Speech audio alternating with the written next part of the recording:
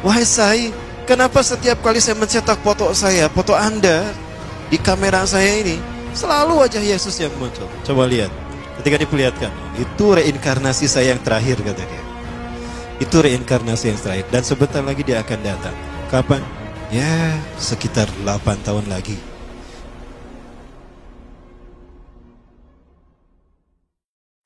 Seorang manusia supranatural, manusia yang lahir dari desa Nilayam Putraparti, India Selatan, dia pun memiliki 20 ciri-ciri Dajjal.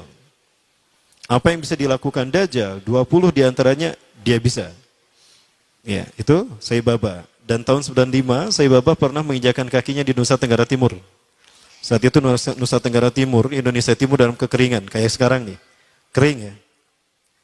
Ini udah mulai musim kering nih. Saya sedang menghitung hari.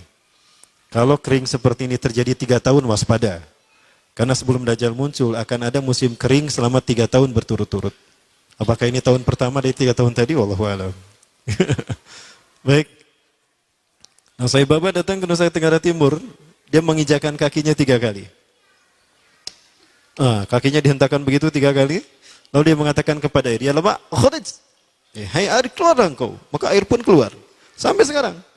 Sampai ada toren besar dibangun untuk menampung air yang dikeluarkan oleh dia. Pada dasarnya ini adalah izin Allah. Namun ini istidrat bagi dia. Nah, diberi nama, di tulisan, di torennya itu tulisan Sai Baba Water Foundation. Itu tahun 95 tuh.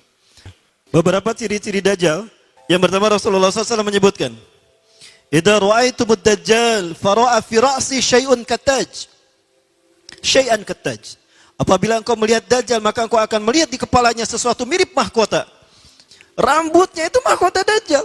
Kemudian dari tatapan, aura tatapan matanya adalah sihir. Maka siapapun yang terkena tatapan, pas tatapannya bertemu, itu maka dia ada dalam kendali Dajjal. Hatinya ada dalam genggaman Dajjal. Lihat mata Sai Baba. Dan Sai Baba selalu menggunakan pakaian yang digunakan oleh Nabi Isa, kata Rasulullah nanti. 3 warna. Celupan warna merah, orange, kuning, dan putih. Sai Baba selalu menggunakan itu. Para pengikut Sai Baba banyak tersebar seluruh dunia. Terbesar kalau di Indonesia ada di Magelang, Jakarta, Surabaya. Para pengikut Sai Baba disebutnya Deputi. Pemimpin Deputi Indonesia. Anan Krishna ini adalah pemimpin pengikut Sai Baba.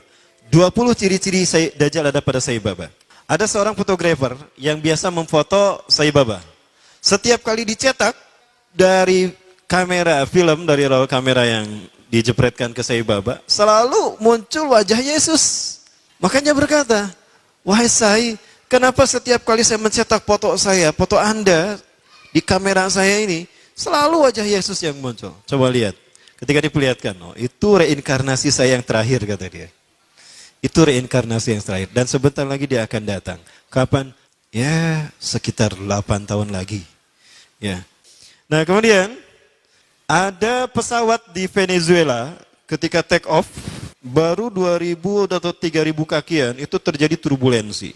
Ya, pilotnya sudah pasrah saat itu. Kopilotnya keluar dan berkata, siapa di antara kalian yang menjadi pengikut Sai Baba? Ternyata pramugarinya, saya.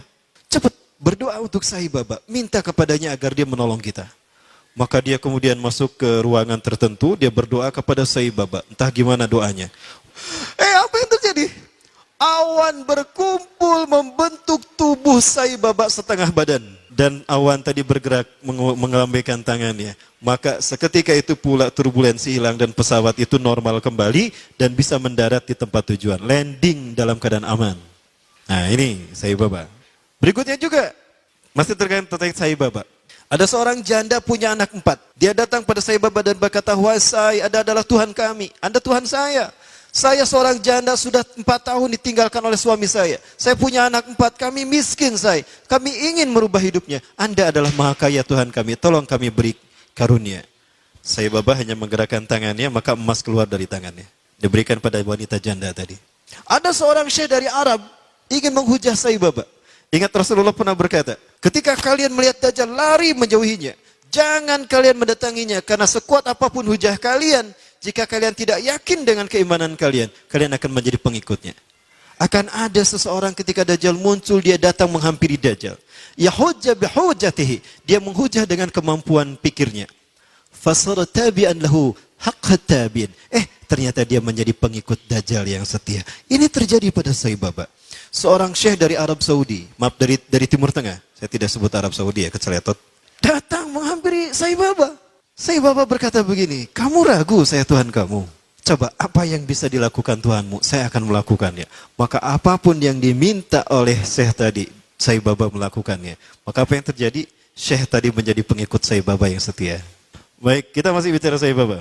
Suatu saat Sai Baba pernah diundang ke Amerika.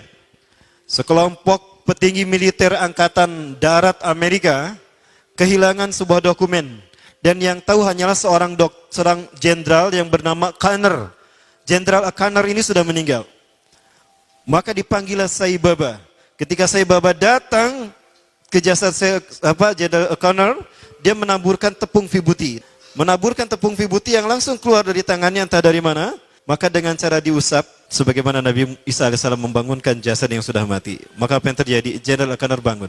Maka ditanya, di mana arsip itu? Oh, arsipnya di sana. Dia pergi, diantar pakai mobil, dibukakan arsipnya. Ketemu arsipnya. Udah ketemu arsip nama, plak deh, maut deh, gitu. Itu jin yang masuk ke dalam tubuh Jenderal Conner. Kalau Nabi Musa alaihissalam menghidupkan yang sudah meninggal dalam kisah sapi betina, Al-Baqarah itu nyata. Nyata betul-betul hidup. Di mana dipukul dengan sebagian dagingnya kan? Fadribuhu bi ba'diha. Pukul dengan sebagian dagingnya. Itu betul-betul hidup. Sama Nabi Musa ditanya, "Man qatalaka? Siapa yang membunuhmu?" Culang-cilang, "Mana yang ngebunuh saya?" "Oh, itu. Qatalani banu akhi, qatalani banu akhi." Udah gitu mati lagi. Ya, tuh anak-anak saudaraku, keponakanku yang membunuh saya. Udah gitu mati lagi. Rasulullah SAW menyebutkan, Samiri atau Dajjal itu dia mandul, tidak suka kepada lawan jenis. Dan dia tidak menikah. Termasuk Sai Baba juga sama. Dia ngejomblo seumur hidup. Namun sekarang dia sudah mati. Ya, alhamdulillah. Alhamdulillah, saya bersyukur pada Allah dia sudah mati. Ya, dan dia sedang dipukuli oleh malaikat Zabaniyah di kuburnya.